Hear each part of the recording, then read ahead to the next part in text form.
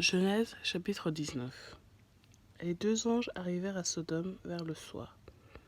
Lot était assis à la porte de la ville. Quand Lot les vit, il se leva pour aller à leur rencontre, et se prosterna le visage contre terre. Puis il dit : Mes seigneurs, entrez donc chez votre serviteur pour y passer la nuit. Vous vous laverez les pieds, vous vous leverez de bon matin, puis vous poursuivrez votre route. Non, répondirent-ils, nous passerons la nuit sur la place. Mais Lot insista tellement auprès d'eux qu'ils le suivirent et vinrent chez lui. Il leur prépara un festin, fit cuire des pains sur le vin, et ils mangèrent. Il n'était pas encore couché que les habitants de la ville, les habitants de Sodome, entourèrent la maison depuis les enfants jusqu'aux plus âgés. Toute la population était accourue. Ils appelèrent Lot et lui dirent : Où sont les hommes qui sont entrés chez toi cette nuit ? Fais-les sortir vers nous pour que nous couchions avec eux. Lot sortit vers eux à l'entrée de la maison et ferma la porte derrière lui. Puis il dit : Mes frères, je vous en prie, ne faites pas le mal. J'ai ici 2 filles qui sont vierges. Je vous les emmènerai dehors et vous leur ferez ce qui vous plaira. Seulement, ne faites rien à ces hommes puisqu'ils sont venus s'abriter sous mon toit. Ils dirent : Pousse-toi. Et ils ajoutèrent : Celui-ci est venu séjourner chez nous en étranger et il veut faire le juge. Eh bien, nous te ferons pire qu'à eux. Ils poussèrent violemment Lot et s'avancèrent pour briser la porte. Cependant, les hommes tendirent la main, firent entrer Lot vers eux dans la maison et fermèrent la porte. Puis, ils frappèrent d'aveuglement ceux qui étaient à l'entrée de la maison, depuis le plus petit jusqu'au plus grand, de sorte qu'ils se fatiguèrent de chercher la porte.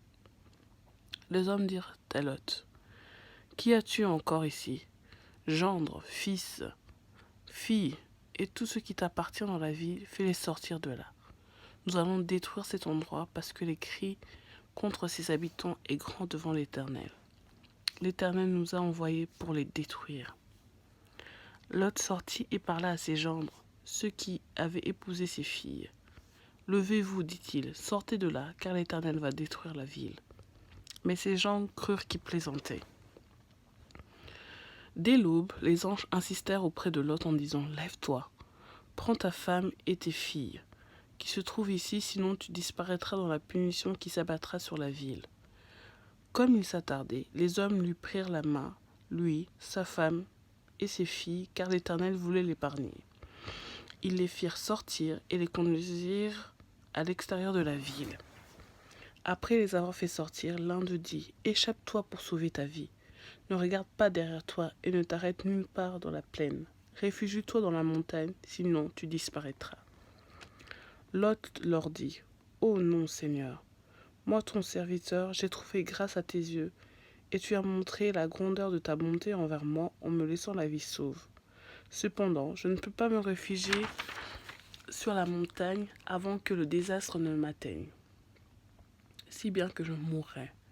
Regarde cette ville, elle est assez proche pour que je m'y réfugie et elle est petite. Si seulement je pouvais m'y sauver. N'est-elle pas petite ? Ainsi je resterai en vie.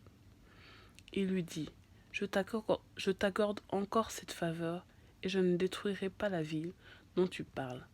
Dépêche-toi de t'y réfugier, car je ne peux rien faire jusqu'à ce que tu sois arrivé. C'est pour cela que l'on a donné à cette ville le nom de Tsoar. Le soleil se levait sur la terre lorsque Lot entra dans Tsoar. Alors l'Éternel fit pleuvoir du soufre et du feu sur Sodome et sur Gomorrhe.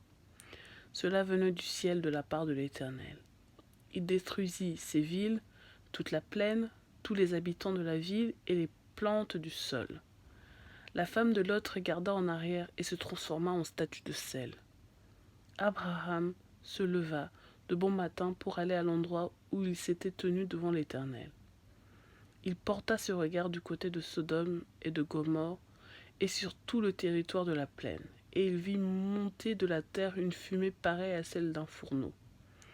Lorsque Dieu détruisit les villes de la plaine, il se souvint d'Abraham.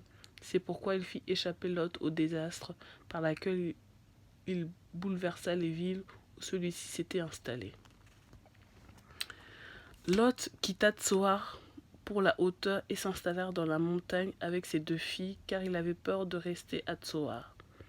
Il habita dans une grotte avec ses 2 filles. L'aînée dit à la plus jeune: « Notre père est vieux et il n'a pas d'homme dans la région pour s'unir comme cela se fait partout.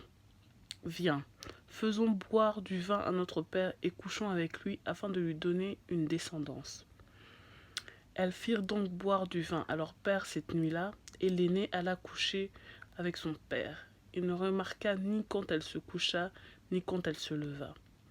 Le lendemain, l'aîné dit à la plus jeune: « J'ai couché la nuit dernière avec mon père. Faisons-lui boire du vin cette nuit encore, et va coucher avec lui afin que nous lui donnions une descendance. » Elles firent boire du vin à leur père cette nuit-là encore, et la cadette alla coucher avec lui. Il ne remarqua ni quand elle se coucha, ni quand elle se leva. Les 2 filles de Lot tombèrent enceintes de leur père. L'aînée mit au monde un fils qu'elle appela Moab. C'est l'ancêtre de Moabite jusqu'à aujourd'hui. La plus jeune mit aussi un fils au monde et elle l'appela Ben-Amin. C'est l'ancêtre des Ammonites jusqu'à aujourd'hui.